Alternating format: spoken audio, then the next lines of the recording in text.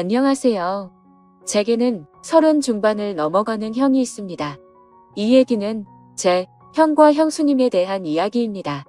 지금은 30 중반을 살짝 넘은 젊은 나이에 벌써 300억대 부자지만 예전엔 정말 한심한 청년백수에다 형수님은 술집 아가씨 출신인 두 분의 이야기입니다.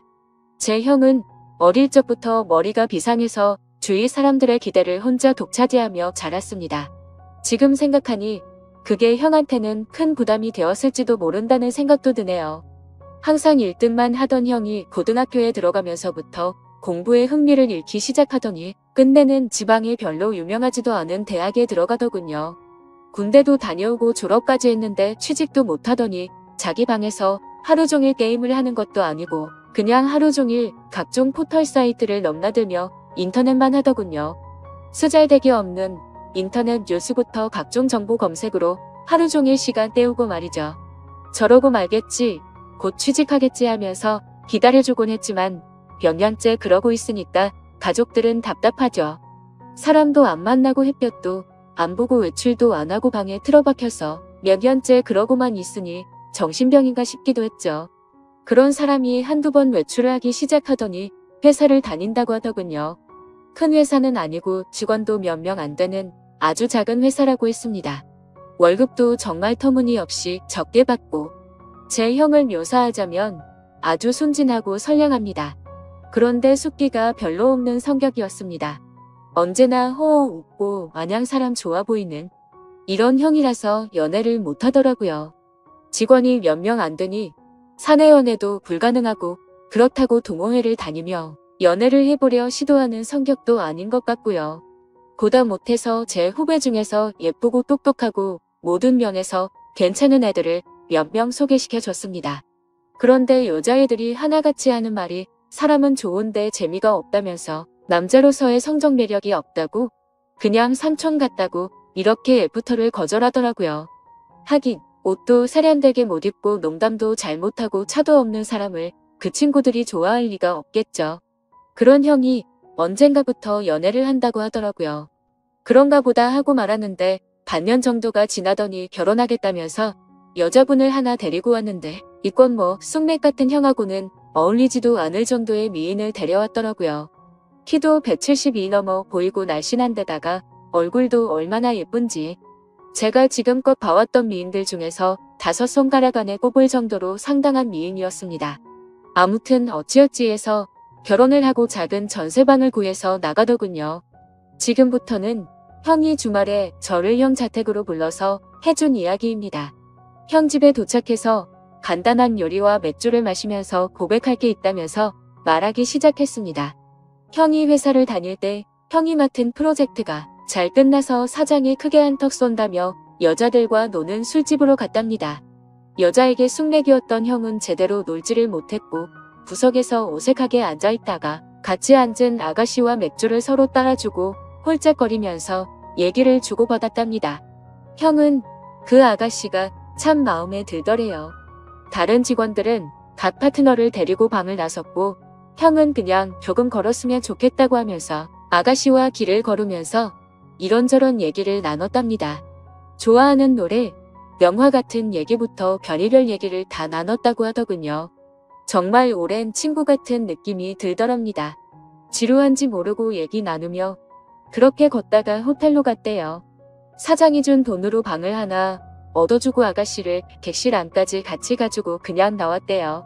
매일 원치도 않은 술 마시고 사랑하지도 않는 낯선 남자와 있어야 하는 게 얼마나 힘들까 하는 생각이 들었답니다. 그래서 그날만큼은 남자한테 시달리지 않고 푹 쉬도록 혼자 방에서 숙면 취하라고 말해주고 나왔다고 하더라고요. 근데 형이 부탁이 하나 있다며 이렇게 재미있게 대화를 나눠본 게 처음이라고 친구하면 정말 기쁠 것 같다고 해서 전화번호를 얻었답니다. 그렇게 문자도 주고받고 가끔 전화도 하면서 친구가 되었다고 하더군요. 또 친구에서 연인이 되었던 거죠. 형수님 말씀으로는 매일매일 그런 일상의 몸과 마음이 너무 힘들었는데 형 같은 친구는 다른 세계에 사는 친구를 하나 얻은 듯한 느낌이었고 지친 일상을 잊게 해주는 휴식 같은 사람이었다고 하더군요. 그렇게 가까워지면서 연인으로까지 발전했는데 형이 결혼하자고 할 줄은 사실 기대하지 않았답니다. 그런 일하는 걸 알면서도 결혼하자고 하는 사람은 없으니까요.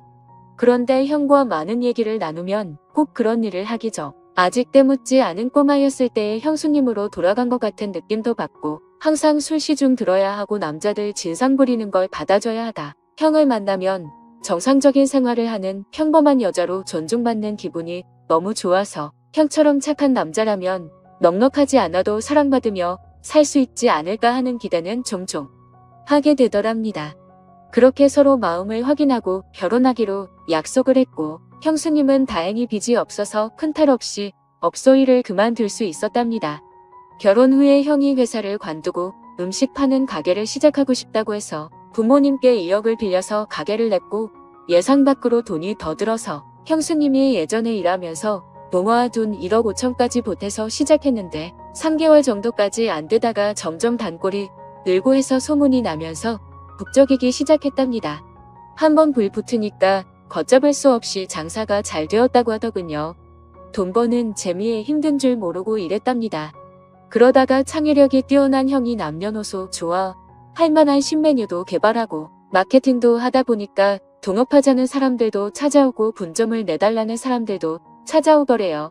그렇게 투자받아서 인테리어도 정비하고 정식으로 프랜차이즈로 등록하고 몇 년 동안 전국으로 가맹점을 내주기 시작해서 지금은 이름 대면 한 번쯤 들어봤을 법한 회사로 성장시켰답니다. 회사 관두고 해본 적도 없는 음식 사업에 도전한다고 했을 때 다들 말렸죠. 새 집 건너 한 집이 음식점이라고. 그런데 형수님은 당신이 하고 싶고 자신이 있으면 하라고 응원해 주더랍니다. 망해서 다 털어먹어도 동네에서 분식점 하면서 살면 되지. 설마 이렇게 젊고 건강한 두 남녀가 산입에 거미줄 치겠냐면서 해보라고 했다더군요. 자기가 모았던 통장까지 내주면서 정말 힘들었답니다. 그런데 프랜차이즈로 등록시키고 가맹점 내주면서 더 힘들었답니다. 자기가 까딱 잘못해서 자기 믿고 가맹점 낸 점주들이 망하며 가맹점 하나당 가정 한 개가 파탄난다는 책임감 때문에 잠을 못 잤답니다. 하루에 2에서 3시간 정도밖에 안 자면서 소스 개발, 메뉴 개발, 투자자들 찾아다니고 시장 분석하러 다니고 점주들 장사 잘하라고 자기 노하우 담은 책자 제작해서 돌리고 그랬답니다. 다행히도 저희 형 프랜차이즈는 안정적으로 자리 잡아서 아직도 꽤 후원 평가를 받고 있답니다. 그래서 지금은 형 나이대에 흔치 않을 만큼 큰 돈을 벌었고 반포에서도 상당히 큰 집에서 살고 있습니다.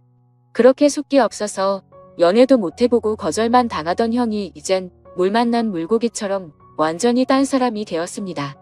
자신감과 의욕도 넘쳐 보이고 완전히 노련한 사업가처럼 보입니다. 비싼 맞춤 수트 입고 기사까지 있는 차를 타고 다니니까 제 형이지만 참 다른 사람처럼 느껴지더군요. 이래서 사람 팔자 알 수 없다고 하나 봅니다. 형은 지금도 바빠서 집에 늦게 들어가고 주중에 형수님과 시간을 보내주지 못해서 늘 미안해서 수시로 형수님한테 전화 걸어서 사랑한다고 말해준답니다. 그리고 주말, 주일은 정말 중요한 일이 있지 않은 한 오직 형수님과 아기만을 위해서 시간을 보낸다더군요. 주말, 주일은 형이 청소하고 설거지하고 요리까지 해서 먹인답니다. 주중 동안 그렇게 일하고 주말까지 그러면 힘들지 않냐고 하니까 자기는 사랑하는 아내랑 아이를 위해서 음식하고 설거지하면서 쉬게 해줄 수 있다는 게 너무 행복하답니다. 아내랑 아이 얼굴만 봐도 행복해서 피로가 풀린다고. 형수님은 업소일하면서 너무나 간절히 평범한 생활을 꿈꿨었기 때문에 집에서 집안일하고 아기 키우고 형 옷 세탁하고 다림질하는 게 너무너무 행복하답니다. 저희 형수님 그렇게 부자가 되었는데도 명품백이나 시계나 외제구두 같은 거 갖고 있지 않은 것 같습니다. 형수님 말로는 주말에 형님이랑 정원에서 배달시킨 치킨이랑 맥주 한 캔씩 먹으면서 얘기하는 게 너무 행복하답니다. 딱 그만큼의 행복도 감당할 수 없을 정도라면서 형수님은 매달 부모님께 월급 정도의 용돈도 넉넉하게 보내주시고 우리한테는 볼 때마다 용돈도 주십니다. 형수님은 저보다 1살 어리십니다.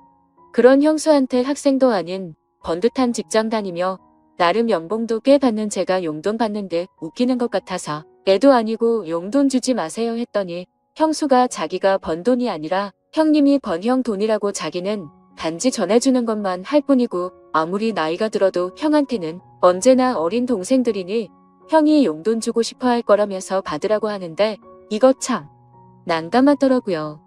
부모님은 형수님을 참 좋아하십니다. 남편한테 잘하고 시부모님께 잘하고 참하고 인물도 훌륭하고 멋보는 사람마다 며느리 칭찬을 하니까요. 저희 부모님도 형수님을 딸처럼 아끼십니다. 늘 우리 딸 그러시거든요. 처음엔 형수님 외모가 너무 바비 인형 같아서 머리숙한 형 등쳐먹으려는 곱뱀이 아닐까 하는 의심도 했었지만 지금은 존경스러울 정도입니다. 시부모님과 우리가 형수님께 너무 잘 대해줘서 형수님은 자신의 과거에 대해 숨겨온 것에 대해 지금껏 늘 죄책감을 갖고 살았답니다. 그래서 털어놓고 싶어서 지금에서야 우리한테 말하는 거라고. 그래서 저는 누가 뭐래도 형수님은 우리 식구들이 가장 좋아한 우리 형수님이었고 앞으로도 그럴 겁니다. 형님과 형수님이 성실하게 살았다는 건 알았지만 그렇게 남들보다 몇 배로 애를 쓰며 살았다는 것까진 몰랐네요. 형수님 앞으로도 우리 형님 잘 부탁드립니다. 고맙습니다. 하면서 절을 하니까 형수님이 고맙다면서 우시더라고요. 저까지 마음이 아프더라고요. 얼마나 마음고생을 하셨으면 인간적으로 존경스럽더라고요. 잠도 못 자고 남들보다 더 애쓰며 살았고 그 정도의 큰 규모의 사업체를 잘 이끌어가고 있고 부자임에도 사치하지 않고 참 건전하고 예쁘게 사는 걸 보니 내 형님, 내 형수님이지만 인간적으로 너무 보기 좋습니다. 부모님께는 아직은 말씀드리지 않는 게 좋겠다고 했습니다. 저야 젊으니까 이해할 수 있지만 어른들은 그렇지 않을 수가 있거든요.